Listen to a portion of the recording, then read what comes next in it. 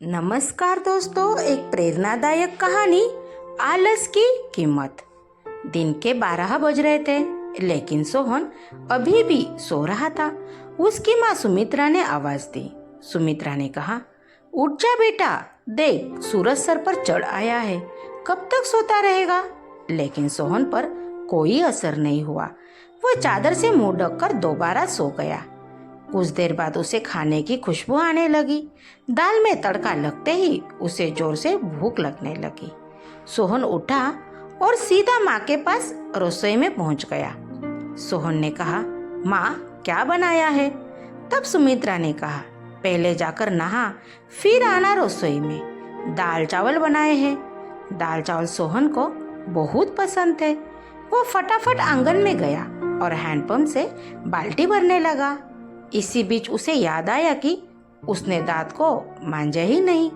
उसने फटाफट मंजन लेकर दांतों को रगड़ लिया और मग्गा साबुन लेकर बैठ गया नहाने। जल्दी से नहाकर कपड़े पहनकर रसोई में पहुंच गया। तब तक खाना तैयार हो चुका था। माँ ने खाना परोस दिया। खाना बहुत ही स्वादिष्ट बना था। सोहन ने भरपेट खाना खाया। वो खाना खाकर उठा तो माँ ने टोक दिया। सुमित्रा ने कहा, अब कहाँ चल दिया? तभी सोहन बोला, माँ लगता है खाना कुछ ज्यादा ही खा लिया, बहुत तेज नींद आ रही है, मैं तो सोने जा रहा हूँ। तभी सुमित्रा कहती है, हे भगवान, अभी 1 घंटे पहले ही तो सोकर उठा है, तुझे बस सारा दिन यही काम है, उठो, खाओ और सो जाओ। तुझे पता है तेरे पिता खेत में कितनी मेहनत करते हैं, तब हमें 2 वक्त की रोटी मिलती है। कुछ नहीं तो जाकर उनकी मदद ही कर दिया कर। उनके लिए खाना ले जा, मैं अभी तैयार कर रही हूँ। सोहन पर तो जैसे दुखों का पहाड़ टूट पड़ा। और तभी सोहन बोला, माँ तुम्हें पता है इतनी धूप में पहले ही एक बार मैं खाना देने गया था, आकर कितना बीमार पड़ गया था। तुम ही चली जाना, मैं तो सोने जा रहा हूँ। सुमित्रा का तो बहुत गुस्सा आया। इससे पहले वो कुछ कहती, सोहन तेजी से अपने कमरे में जाकर सो गया। सुमित्रा खाना लेकर खेत पर पहुंची। कबीरदास बहुत मेहनत से खेत जोत रहे थे। तभी सुमित्रा बोली, सुनो जी, पहले खाना खा लेते। तभी कबीरदास बोलते हैं, अरे तुम इतनी धूप में क्यों परेशान होती हो, सोहन के हाथ से खाना भेज देती। तभी सुमित्रा बोली, हमारे तो भाग्य ही फूट गए हैं, ऐसा आलसी बेटा मिला है, बस खाता है और सो जाता है। भगवान जाने इस लड़के का क्या होगा। तभी कबीरदास बोलते हैं, चिंता मत करो, एक दिन सब ठीक हो जाएगा। सोहन के माता पिता सोहन की आदत से बहुत परेशान थे। वो कोई भी काम नहीं करता था, बस सारा दिन सारी रात सोता रहता था। एक दिन सोहन ने पिता से कहा, कबीरदास ने कहा बेटे से, बेटा मैं खाद और यूरिया लेने शहर जा रहा हूँ, 2 दिन लग जाएंगे, फसल तैयार होने वाली है, तू सुबह खेत पर चले जाना और सारा दिन वही रहना, शाम को खाना खाकर रात को वही सोने चले जाना, कहीं कोई जानवर खेत में न घुस जाए या कोई और हमारी फसल को नुकसान न पहुंचा दे। तभी सोहन कहता है, पिताजी मुझसे सब नहीं हो पाएगा, आप माँ को बोल दीजिए। तो कबीरदास बोलते हैं, नालायक, खेत की देखभाल आदमियों का काम होता है, अगर मुझे पता लगा तू खेत पर नहीं गया, फसल को नुकसान हो गया तो तेरी खैर नहीं। सोहन डर गया। वो पिता के जाने के बाद माँ से बोला, सोहन बोला, माँ सुबह जगा देना, नहीं तो पता नहीं पिताजी क्या करेंगे। सुमित्रा सोहन को सुबह 4 बजे जगा देती है। सोहन हाथ में फावड़ा लेकर खेत में पहुंच जाता है। वहां जाकर देखता है चारों ओर ठंडी हवा चल रही थी। वह एक पेड़ के नीचे बैठा जाता था। तभी उसे हल्की हल्की रोशनी नजर आती है। पूरा खेत लाल रोशनी से भर जाता है। सोहन ने यह सुबह पहली बार देखा था। वह आश्चर्य से सब देखता रहा। कुछ ही देर में सूरज उगने लगा। यह देखकर सोहन को बहुत आश्चर्य हुआ। कुछ ही देर में सभी गांव वाले खेत में काम करने आ गए। सब अपने अपने खेत पर काम कर रहे थे। सोहन पेड़ के नीचे बैठा था। तभी उसके पास के खेत वाले माधव काका आए। माधव काका बोले, सोहन, मेरे खेत में पानी लग गया, अब तो अपने खेत में काट ले।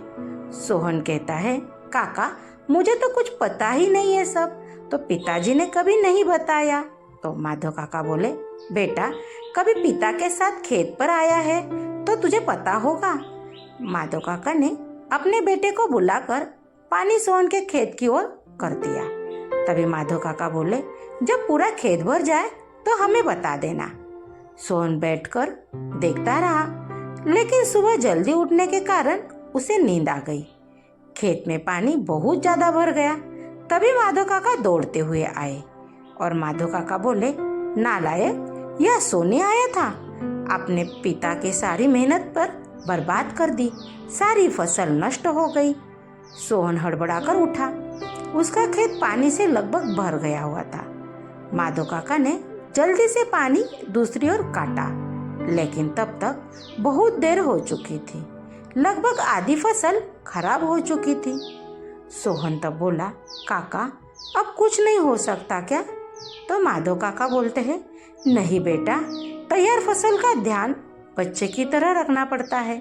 समय से पानी देना, खाद देना, जानवरों से बचाना, इसलिए हम दिन रात खेत पर रहते हैं। अब तो भगवान ही मालिक है। सोहन पेड़ के नीचे बैठे रोता रहा। दोपहर को सुमित्रा खाना लेकर आई। उसे सब पता लगा तो उसने भी सोहन को बहुत डांटा। शाम को सोहन घर आया, न उसने कुछ खाना खाया। उसकी भूख प्यास नींद सब उड़ चुकी थी। अगले दिन जब कबीरदास घर वापस आए तो उन्होंने सोहन के बारे में पूछा। सुमित्रा ने सारी बात बता दी।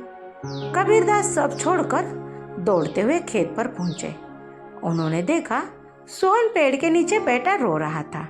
आधी फसल खराब हो चुकी थी। तभी सोहन कहता है, पिताजी मुझे माफ कर दीजिए, मेरे आलस ने इतना बड़ा नुकसान कर दिया। आप चाहे तो मुझे पीट लीजिए। तभी कबीरदास बोलते हैं, नहीं, मुझे मारने के लिए फसल ठीक नहीं होगी। वादा कर, आज के बाद कभी आलस नहीं करेगा। चल अब घर चल, वही बात करेंगे। दोनों घर आ जाते हैं। सोहन की आंखों से अब भी आंसू बह रहे थे। सुमित्रा ने उसे खाना दिया, लेकिन उसने नहीं खाया और वह अपने कमरे में जाकर रोने लगा। तभी सुमित्रा कहती है, जी अब क्या होगा, आधी फसल तो बर्बाद हो गई। तभी कबीरदास कहते हैं, सुमित्रा कोई घाटे का सौदा नहीं है। आधी फसल देखकर अगर बेटा सुधर गया तो यह काफी है। कबीरदास ने सोहन को बुलाया और कबीरदास कहते हैं, बेटा अब तो नुकसान होना था हो गया। अब हमें कल से आधे खेत की फसल उखड़कर दोबारा बोनी होगी। सोहन कहता है, पिताजी आप बाकी आधे खेत में खाद यूरिया लगाकर उसे काटने का इंतजाम कीजिए। मैं इस पर अकेले काम करना चाहता हूँ। अगले दिन सुबह 4 बजे सोहन अपने पिता के साथ खेत पर पहुँच गया और पिता ने बताया अनुसार खेत पर काम करने लगा। 4 महीने कठिन परिश्रम करने के बाद नई फसल कुछ बढ़ती गई, दिखाई देने लगी। सोहन अब कब एक कर्मठ मेहनत इंसान बन चुका था। Thank you. कहानी आपको कैसी लगी कमेंट बॉक्स में कमेंट करके बताइए। अपने दोस्तों में शेयर कीजिए। चैनल पे नए हो तो चैनल को सब्सक्राइब कीजिए।